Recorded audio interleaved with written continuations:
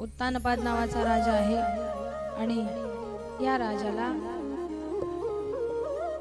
सुरुची नावाची पत्नी आहे, एक सुनीती नावाची एक पत्नी आहे। दोन असणाऱ्या पत्न्या, एक सुनीती आहे आणि दुसरी सुरुची आहे। आपल्या भाषेत सुनीती आणि सुरुची अशा, पण त्याचा विग्रह केला सुनीती आणि सुरुची। सु म्हणजे चांगली, सुनीती चांगली नीती, आणि एक आहे रुची म्हणजे आवड। आता तिचं नाव जरी सुरुची होतं तरी सुद्धा ती सुरुची सारखी वागत नव्हती, पण सुनीती जी होती ती मात्र नीतीनं वागत होती। दोन्ही असणाऱ्या राण्या, एकाच्या मुलाचं नाव आहे उत्तम आणि एकीच्या मुलाचं नाव आहे ध्रुव। जरी दोघींना पुत्र असले, जरी दोघी राण्या असल्या तरी सुद्धा उत्तानपादाला सुनीती आवडायची नाही। तसं बघायला गेलं तर सुनीती सहसा कुणालाच आवडत नाही। नीतीनं वागणं फारसं कुणाला आवडत नाही, रुचीनं वागणं आवडतं। रुची म्हणजे आवड, आपल्या आवडीनुसार वागणं आवडतं, पण नीतीनुसार वागणं काही आवडत नाही लोकांना। नीतीनं व्यवहार होईलच असं काही नाही, रीतीनं परमार्थ प्रपंच होईलच असं काही नाही, पण रुचीनं मात्र होतो। म्हणजे आपण आवडीला जास्त प्राधान्य देतो, आणि असंच प्राधान्य उत्तानपादाने सुद्धा दिलं, कारण तो जीवच आहे ना, त्याला रुची आहे सगळ्या गोष्टींमध्ये। भगवंताविषयीचं जे काही होतं ते नीतीनं होतं, परमार्थ व्हावा असेल तर नीतीनं व्हावा। पण इथं मात्र सुरुची म्हणजे आपली रुची, आपण आपली इंद्रिय ज्या ज्या गोष्टींची मागणी करतात ते त्यांना पुरवणं, विषय उपभोगण्याची जी इच्छा असते ती इच्छा म्हणजे सुरुची असते। आणि संयमपूर्ण आणि सदाचारयुक्त जीवन ज्याला म्हणतात ते म्हणजे सुनीतीनं वागणं। सदाचारपूर्ण जीवन जगायला फार महत्व आहे महाराज। कोण किती ज्ञानी आहे, कोण किती बलवान आहे, कोण किती श्रेष्ठ आहे, यापेक्षा सदाचारी आहे का याकडे फार लक्ष असतं लोकांचं। सदाचाराला फार महत्व आहे या जगामध्ये। श्रीमद भागवतामध्ये एक वाक्य फार महत्वाचं आहे, मनभर ज्ञानापेक्षा कणभर आचरण फार श्रेष्ठ असतं। किती ज्ञानाचं ओझं घेऊन सोबत फिरतोय याला महत्व नाही, पण जर आचरण श्रेष्ठ असेल तर ह्या गोष्टीला फार महत्व आहे। आणि आचरणशील असणारा जो व्यक्ती आहे तो या समाजामध्ये वंद्य आहे। आचरण चांगलं असेल, समोर कसाही मोठा असला तुमच्या समोर, तरी तुम्ही त्याच्या डोळ्यात डोळा भिळवून, त्याच्या नजरेत नजर भिळवून त्याच्याशी बोलू शकता। पण जर आपण आचरण शून्य असू तर आपल्या समोर ज्या व्यक्तीची काहीच पात्रता नाही त्याच्या समोर सुद्धा आपण त्याच्या डोळ्यात डोळे भिळवून बोलू शकत नाही। कारण जगाला जरी माहिती असलं आपण किती शुद्ध, पण आपलं मन आपल्याला कधीच सोडत नाही। कारण जगाला सगळ्या भानगडी माहिती नसतात, आपल्या मनाला सगळ्या भानगडी माहिती असतात। म्हणून जेव्हा तुम्ही एकांतात बसाल तेव्हा स्वतःच्या नजरेत नजर घालून तुम्ही तुमचा चेहरा पाहू शकाल असं वर्तन असावं समाजामध्ये। म्हणून सदाचारानं जीवन जगणं म्हणजे सुनीतीनं जीवन जगणं। ज्ञानाच्या दोन गोष्टी कमी असल्या तर चालतात, पण आचरण शुद्ध असावं माणसाचं। कारण बरेच असणारे प्रसंग असे येतात डोळ्यासमोर दिवसभरातून, ज्या गोष्टींची लाज वाटते माणसाला। म्हणून असं आचरण शुद्ध असावं। शुद्ध आचरणाची असणारी माणसं भगवंताला देखील प्रिय असतात। सुरुची म्हणजे विषयानंद आहे। विषय, शब्द, स्पर्श, रूप, रस, गंध या सगळ्यांमध्ये ज्याची रुची असेल, विषयानंदी माणूस म्हणजे सुरुची आवडणारा। आणि भक्तीचा असणारा आनंद ज्याला ब्रह्मानंद असं म्हणतात, त्या ब्रह्मानंदासाठी आसुसलेला जो असतो त्याला सुनीती आवडत असते। आणि म्हणून पहिली जी आहे ती क्षणिक सुख देते, सुरुची क्षणिक सुख देते, पण हे सुनीतीनं वागणारे आचरणशील असणारे जे काही असतील हे मात्र शाश्वत असणारं सुख असतं। आणि म्हणून नंतर खूप दुःख भोगण्यापेक्षा, अगोदर सुख भोगून नंतर खूप दुःख भोगण्यापेक्षा आपलं जे जीवन आहे ते ब्रह्मानंद त्या ठिकाणी प्राप्त करून घ्यावा आणि सुरुवात आणि शेवट हा ब्रह्मानंदात व्हावा अशी अपेक्षा धरून जीवन जगावं। एक दिवस घडलं असं, उत्तानपाद सिंहासनावर बसलाय आणि ही लहान असणारी लेकरं, उत्तम त्याच्या मांडीवर बसलाय।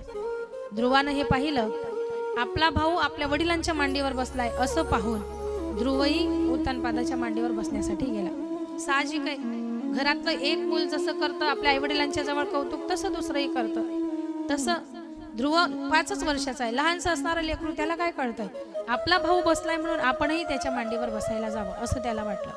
म्हणून ध्रुवही गेला आणि राजाच्या दुसऱ्या मांडीवर बसण्याचा प्रयत्न करतोय. राजानं त्याला वरती ओढलं आणि मांडीवर बसवलं.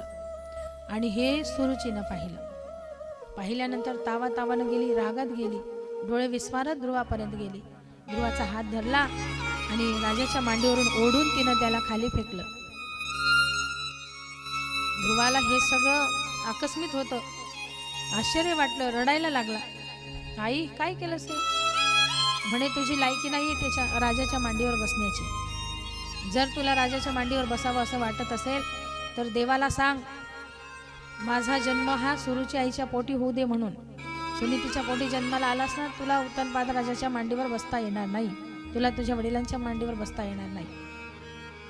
ध्रुवाच्या मनात प्रश्न पडला आणि तो प्रश्न घेऊन तो आपल्या आईकडे गेला. रडत रडत आईजवळ गेला. आईनं त्याच्या डोळ्यात अश्रू पाहिलं आणि काय घडलं असेल याची कल्पना तिला आली. कारण सुनीतीला माहिती होतं आपल्या घरात काय चाललंय ते. तिनं ध्रुवाला जवळ घेतला आणि विचारलं, बाळा, काय झालं? त्यानं तो प्रसंग सांगितला आणि आपल्या आईला प्रश्न विचारतो, आई, देव कुठं असतो गं? तो प्रसंग ऐकल्यानंतर सुनीतीच्या डोळ्यातही पाणी आलेलं होतं.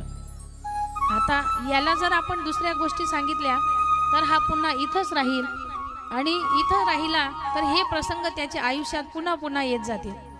असा अपमान त्याला पुन्हा पुन्हा सहन करावा लागेल. म्हणून सुनीतीने सांगितलं, देव वनात राहतो. तिला त्रागा आला होता, महाराज, मला काय त्रास द्यायचा तो द्या, पण त्या लहानशा असणाऱ्या लेकराची काय चूक होती त्याच्यामध्ये? आणि त्या त्रागाच्या भरात तिने त्या लेकराला सांगितलं, बाळ, देव अरण्यात असतो. तो कसा भेटतो ग? त्यासाठी तपश्चर्या करावी लागते. देव आपल्याला मिळावा असं वाटत असेल ना, त्यासाठी तप करावं लागतं आणि मग देव आपल्यावर प्रसन्न होतो. ध्रुवानं मनोमन विचार केला, महाराज, आपल्याला आता देवाची प्राप्ती करायची. सुनीतीला वाटलं, जाऊन जाऊन कुठे जाणार आहे? 5 वर्षाचं मूल आहे, इथंच कुठेतरी असणार आहे. ध्रुवानं त्या परिस्थितीमध्ये त्याच वेळेला अरण्याचा रस्ता धरला आणि राजवाड्यापासून लांबच लांब निघून गेला. वाटेत भगवंताला काळजी वाटली, लहानसं असणारं लेकरू आहे आणि माझ्या शोधासाठी निघालंय, म्हणून नारद महर्षींना पाठवलं. भगवंताच्या प्रेरणेने नारद महर्षी त्या ठिकाणी आले आणि विचारलं, ध्रुव आपल्या तंत्रीत चालतोय, भगवंताची प्राप्ती करून घ्यायची, अरण्यात जायचं, देव आपल्याला भेटायला पाहिजे, देव आपल्याला दिसायला पाहिजे, या ध्यासानं चालतोय. आणि अचानक नारद महर्षींनी मागून आवाज दिला, बाळ, कुठे चालला? ध्रुवाला आपल्या आईची आठवण झाली, कारण हे वाक्य आपली आईच आपल्याला बोलते, या शब्दाने ती आपल्याला आवाज देते. बाळ म्हटलं आणि ध्रुवानं गरकन फिरून मागं पाहिलं. त्याला असं वाटलं, माझी आईच मला शोधत इथपर्यंत आली का काय? माझ्या आईनंच मला आवाज दिला की नाही? मागं वळून पाहिलं तर नारद महर्षी होते. त्या वयात असणाऱ्या ध्रुवानं नारद महर्षींना पाहिलं, दोन्ही हात जोडले आणि प्रणाम केला. नारद महर्षींनी प्रश्न विचारला, कुठे चाललास? मी देवाला भेटायला चाललो. म्हणे, देव कुठे असतो? माझ्या आईनं सांगितलंय की देव वनात असतो, म्हणून मी अरण्यात चाललो देवाला भेटायला. तुला माहिती आहे का त्याची प्राप्ती कशी होते? म्हणे, नाही माहिती, पण माझ्या आईनं सांगितलं ना, अरण्यात गेल्यावर देव भेटतो, वनात गेल्यावर देव भेटतो, मग मी त्याला शोधायला चाललो. नारद महर्षी सांगतात, अरे अजून लहान आहेस तू, तुझ्या आईनं सहज सांगितलं असेल तुला, तू जा परत घरी, मी सोडतो तुला राजवाड्यामध्ये. पण ध्रुवानं ऐकलं नाही. आता देव भेटल्याशिवाय मी घरी जाणार नाही, देवाची प्राप्ती झाल्याशिवाय मी घरी नाही जाणार. नारद महर्षींनी त्याचा हट्ट पाहिला आणि सांगितलं, ध्रुवा, खरंच धन्य आहेस, या वयामध्ये तुला भगवंताच्या प्राप्तीचा ध्यास लागलास, तुझ्यासारखा धन्य तूच आहेस. जवळ घेतलं आणि सांगितलं, देवाची प्राप्ती फक्त अरण्यात फिरून होणार नाही, त्यासाठी त्याची तपश्चर्या करावी लागते. ध्रुवानं सांगितलं, आता हे काय असतं? म्हणे, अरण्यात जायचं, मी तुला एक मंत्र देतो, त्या मंत्राचा जाप करायचा आणि डोळे मिटून भगवंत भेटस तोपर्यंत त्याची आळवणी करायची. नारद महर्षींनी ध्रुव बाळाच्या कानात मंत्र दिला, ओम नमो भगवते वासुदेवाय। ओम नमो भगवते वासुदेवाय।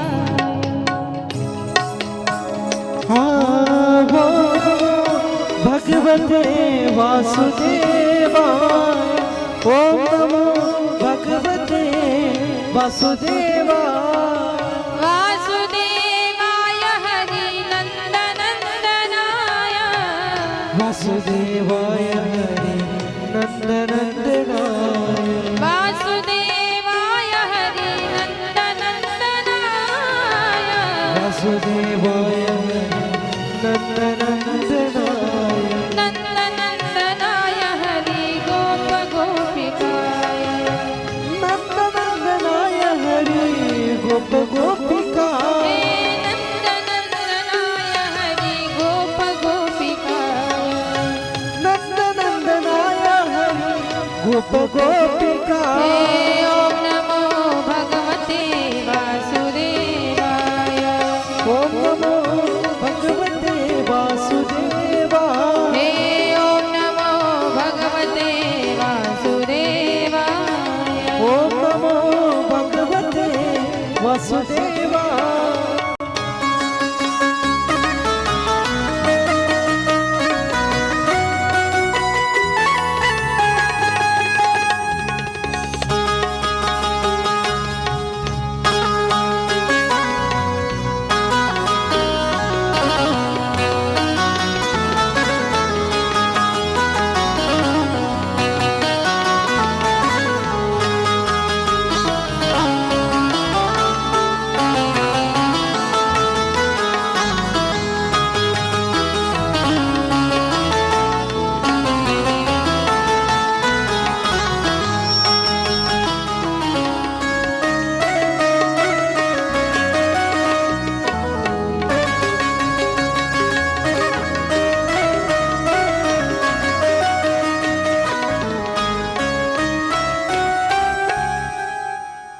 नारद महर्षींनी मंत्र दिला आणि ध्रुव बाळानं तो लक्षात ठेवला आणि त्या मंत्राचा उच्चारण करत करत मधुवनात आला.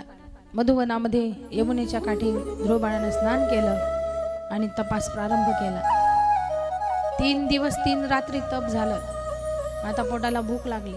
सुरुवात आहे ना, लहानसं असणारा लेकरू पोटाला भूक लागली म्हणून अरण्यात असणारी बोरं आणि कवठं खाल्ली. पुन्हा तपाला बसला. 1 महिनाभर काहीच खाल्लं नाही, पण भूक लागली म्हणून पुन्हा उठला. वाळलेलं असलेलं जे गवत असतं ते खाल्लं. पुन्हा तपाला बसला. 6 महिन्यांपर्यंत डोळे उघडले नाही. भगवंत भेटीसाठी ध्यास घेतलाय. 1 दिवसाचा उपास असला तर आपल्याला कसंच व्हायला लागतं, 1च दिवस. पण भगवंताच्या भेटीसाठी आसुसलेला जीव आहे. 5 वर्षाच्या लेकराचं काय पुण्य असेल महाराज. भगवंताच्या भेटीसाठी त्याचं मन आकंठ त्याच्या भक्तीत बुडाले. 6 महिने झाले तरीही डोळे उघडत नाही. श्वास रोखून धरला ध्रुवाने. 6 महिन्यानंतर असा रोखला की जीवसृष्टीत असणारे जेवढे पशु पक्षी प्राणी आहेत त्यांचा श्वास कोंडायला लागला. त्यांना ज्या पद्धतीनं ऑक्सिजनची कमी झाल्यानंतर जीव घाबरायला लागतो, सर्व सृष्टीला जणू काही ऑक्सिजनची कमतरता भासते की काय असं व्हायला लागलं. आणि इंद्राचं आसन डोलाय माणसाला. इंद्राला असं वाटत होतं की माझ्या या स्वर्गाची प्राप्ती करण्यासाठी बसला की काय. कुणी तपाला बसलं की पहिले इंद्राचं आसन हालतं. त्याला असं वाटतं तप करतो ना आता माझ्यावरच हल्ला करतो का काय. आणि मग मात्र पृथ्वी मातेनं सुद्धा भगवंताला आळवणी केली. देवा, आता या सर्व असणारे प्राणी, माझे असणारे जे पुत्र आहेत हे व्याकुळ होत आहेत श्वासाविना, म्हणून हे काय चाललंय बघा देवा. आणि मग मात्र पृथ्वी मातेनं विनंती केली. सर्व असणारे देव भगवंताला शरण गेले आणि सांगितलं, हा माझ्या लहानशा असणाऱ्या भक्ताचा प्रताप आहे. तो माझ्या भेटीसाठी प्रयत्न करतोय आणि तुम्ही सांगता म्हणून मी आता त्याला दर्शन द्यायला जाणार नाहीये. त्याच्या अंतःकरणाचा ध्यास पाहून आणि त्याचा अट्टहास पाहून मी माझ्या भक्ताच्या दर्शनाला जाणार आहे. भक्ती अशी असावी. भक्ती करत असताना, वारी करत असताना काहींच्या 80 झाल्या, काहींच्या 50 झाल्या असतील, काहींच्या 30 झाल्या असतील. काही सुरुवातीपासून तर आयुष्याच्या शेवटापर्यंत पोहोचलेत आता, तरी सुद्धा अंथरुणावर खिळूनही भगवंताची भक्ती करत असते. पण त्यांच्या नशिबाला जे पुण्य आलं नाही ते पुण्य ध्रुव बाळाच्या नशिबाला आहे. भगवंतानं म्हणावं, जो भक्त माझ्या प्राप्तीसाठी तपाला बसलाय, आता मी त्याच्या दर्शनासाठी जातो. आणि भगवंत मधुवनामध्ये आले. ध्रुवबाळ अखंड ज्या पद्धतीने भगवान महादेवांची समाधी अवस्था लागलेली असते त्या अवस्थेमध्ये, आणि त्या अवस्थेतला असणारा ध्रुवबाळ भगवंतांनी अगोदर डोळे भरून पाहून घेतला. जसं आपण मंदिरात जातो आणि त्या भगवंताची मूर्ती निहाळतो ना, एखादी मूर्ती आपल्याला आवडली की आपण मनसोक्त तिला पाहून घेतो. तसं भगवंतानं लहानशा असणाऱ्या ध्रुवबाळाचं मुखमंडल न्याहाळलं. असं वाटत होतं त्याला जवळ घ्यावं, पण तो अजून समाधी अवस्थेत आहे. म्हणून आपल्याजवळ असणारा जो शंख आहे तो शंख भगवंताने त्याच्या गालाला लावला, जेणेकरून हा समाधीतून बाहेर येईल, हा तपश्चर्येतून बाहेर येईल. तो शंख गालाला लावला आणि ध्रुवबाळ हळूहळू डोळे उघडतो. पाहिलं तर कोटी सूर्यांचं तेज फिकं पडेल असा भगवान परमात्मा त्याच्या समोर उभा आहे. तेजपुंज असा चेहरा पाहिला ध्रुवबाळाने. मनापासून आनंद झाला. भगवंताचं ते स्वरूप पाहता पाहता त्याच्या डोळ्यातून कधी अश्रू ओघळले हे ध्रुवालाही कळलं नाही. जणू काही एका अर्थानं स्फुरण चढलंय की काय असं वाटतंय ध्रुवाला. आणि त्या आनंदाच्या भरामध्ये फक्त भगवंताचं मुखमंडल निहाळतोय आणि भगवंत ध्रुवाकडे पाहत आहे. एवढ्या दिवसाच्या तपश्चर्यानं शरीरावर आलेली ती धूळ आहे, चेहऱ्यावर धूळ साचले, काळेभोर असणारे ते केश त्या धुळीने मात्र धूळ माखल्यासारखे दिसत आहेत. आणि असं असणारं ध्रुव बाळाचं मुखमंडल भगवंतांनी निहाळलं. यानं काहीतरी मागावं माझ्याकडे, यानं बोलावं माझ्याशी, असं भगवंतालाही वाटत होतं. पण ध्रुव बाळ मात्र एकसारखं ते स्वरूप निहाळत होता.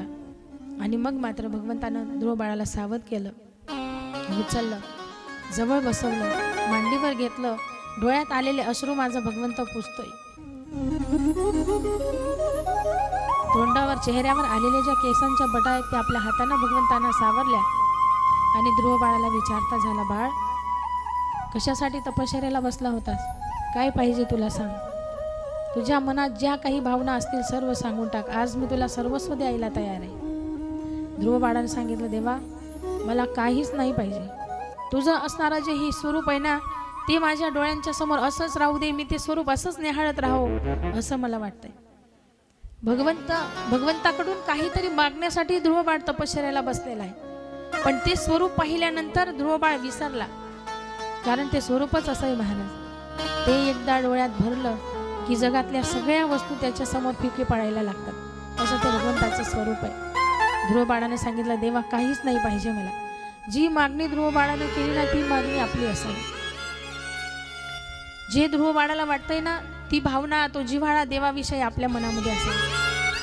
देवा आता जसं माझ्या मस्तकावरून हात फिरवतोस ना असाच हात तुझा माझ्या डोक्यावर राहू दे. यापेक्षा मला काहीच देऊ नको देवा, तू असाच माझ्या सोबत राहा. आता दृष्टी पुढे ऐसाची तू राही, जो मी तुझं पाही वेळोवेळा. तू माझ्या दृष्टीच्या समोर असाच राहावा असं वाटतंय. कारण हा आनंद विलक्षण असा आनंद आहे भगवंता. द्यायचंच असेल काही तर एवढंच मागणं मागतो. मेरे सिर पर रख दो अपने ये दोनों हाथ, देना हो तो दीजिए जन्म जन्म का साथ, देना हो तो दीजिए जन्म जन्म का साथ. ओ मेरे सिर पर रख दो बाबा, ओ मेरे सिर पर रख दो बाबा अपने दोनों हाथ, देना हो तो दीजिए जन्म जन्म का साथ, देना हो तो दीजिए जन्म जन्म का साथ.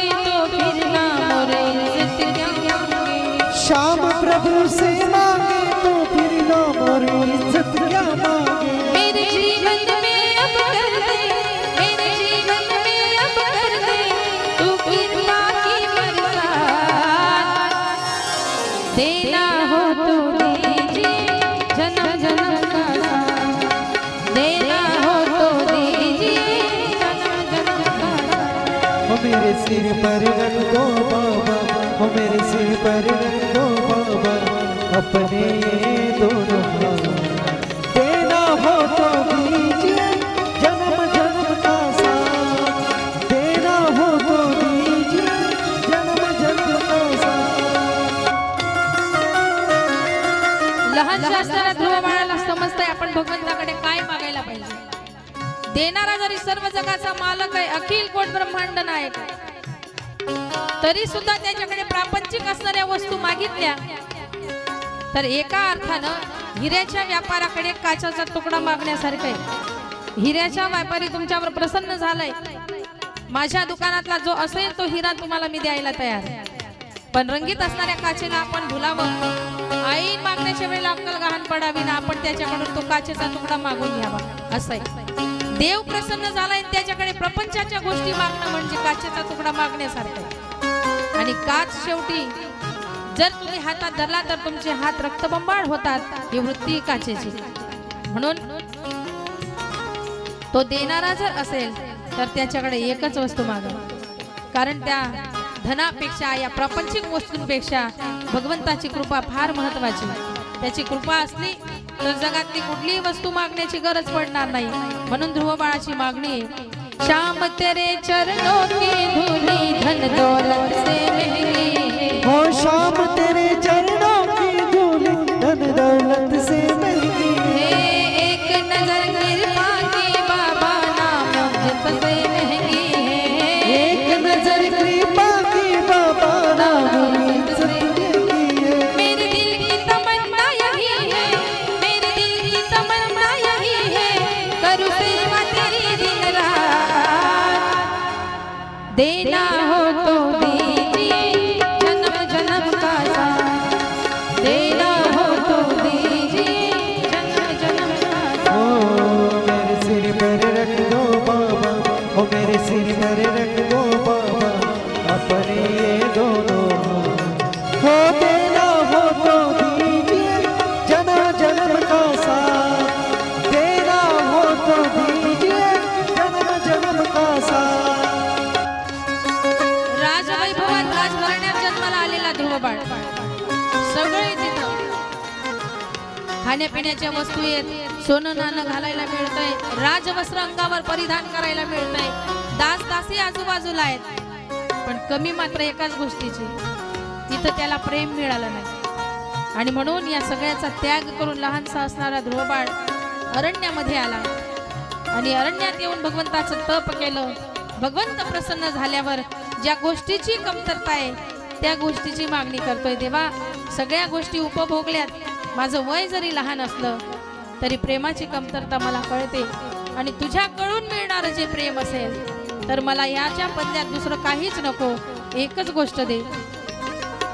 झुलस रहे थे गम की धूप में प्यार की छैया कर दे तू।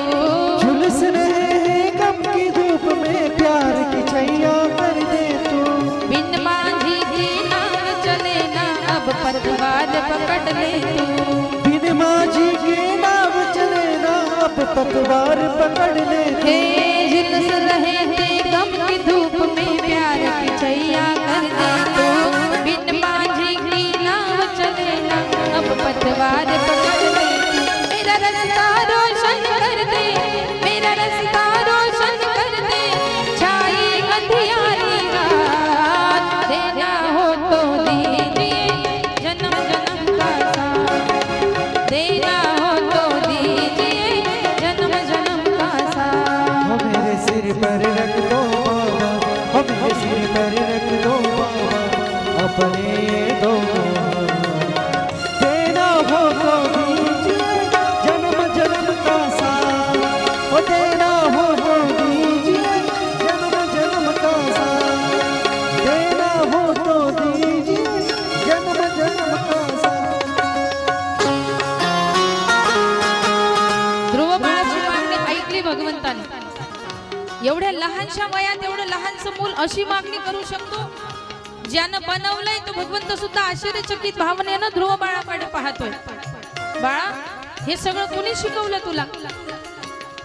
देवा, माझी आई आहे. मी रडत रडत तिच्याकडे गेलो की ती मला सांगते, अरे जगाकडे रडत काय येतोस, मी जग तुला काहीच देणार नाही दुःखाशिवाय.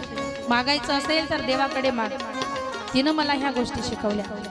ती मला नेहमी सांगत असते, भगवंत जे देतो अशा गोष्टी तुला या जगात कुणीच देऊ शकत नाही, म्हणून तुझ्याकडे आलो देवा.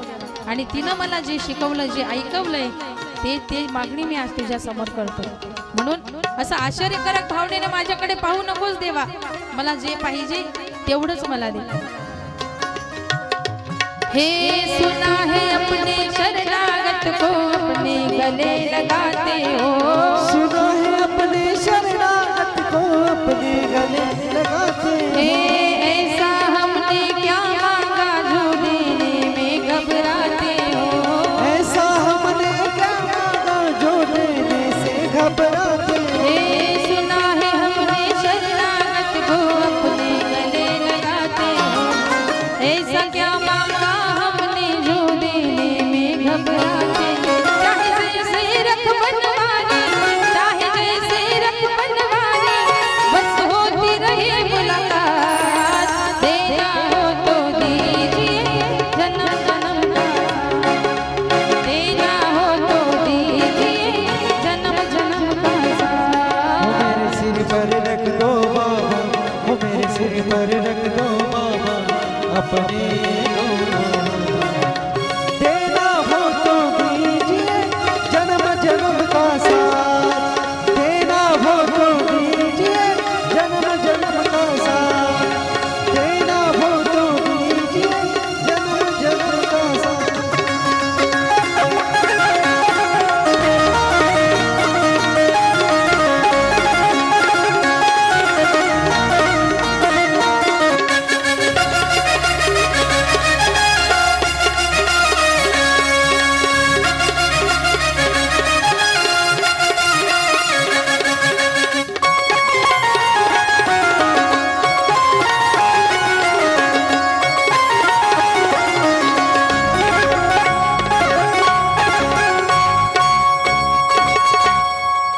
जय जय श्री राम. जय जय जय श्री राधे. जय जय श्री राधे.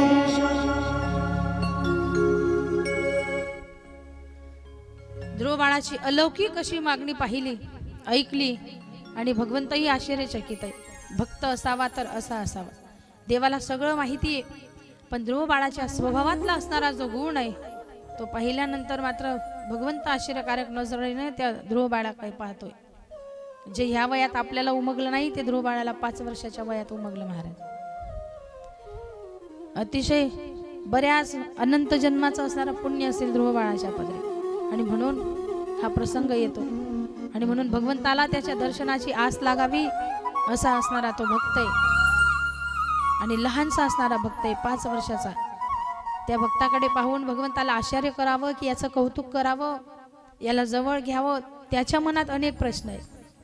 आणि त्या भावनेनं तो त्या ध्रुव बाळाकडे पाहतोय. तुला जे पाहिजे, तू ज्या उद्देशानं इथं आलास तो उद्देश तर तुझ्या लक्षात असेल ना. ध्रुव बाळ म्हणतो, मला सगळं आठवतंय देवा, पण आता तुझं स्वरूप पाहिल्यानंतर या जगातली कुठलीच गोष्ट मागण्याची माझी इच्छा राहिली नाही. म्हणून तुझं स्वरूप मी नित्य नियमानं निहाळत राहील असं काहीतरी दे. भगवंतानं ध्रुव बाळाला सांगितलं, तुझी तपश्चर्या सफल झाली ध्रुवा, आणि तू जरी मागत नसलास तरी सुद्धा तुझ्या वडिलांच्या मांडीवरून तुझ्या आईनं तुला खाली फेकलं म्हणून तपाकरिता आलास ना. आज मी तुला अशी जागा देतो जिथून तुला कुणीच उठ म्हणणार नाही. ध्रुव बाळ सांगतात, देवा ह्याची मला आता अपेक्षा राहिली नाही.